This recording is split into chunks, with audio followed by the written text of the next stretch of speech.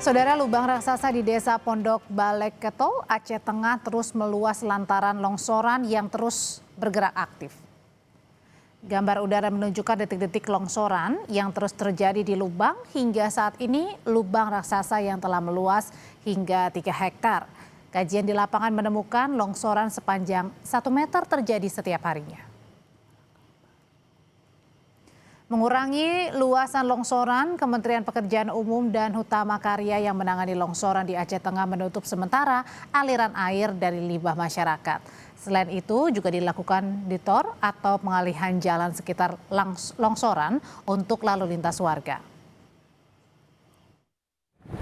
Per harinya sekitar 1 meter, jadi mendekati detour yang sudah kita buat. Jadi nanti yang kita lakukan yang pertama, kita hentikan dulu aliran airnya yang ada. Terus yang kedua, kita siapkan opsi detour nanti jika untuk kegiatan libur lebaran sama menjelang bulan puasa. Kita siapkan opsi dulu untuk jalan akses sehingga fungsional warga dan logistik tidak terganggu. Kompas Petang akan kembali usai jeda, tetaplah bersama kami.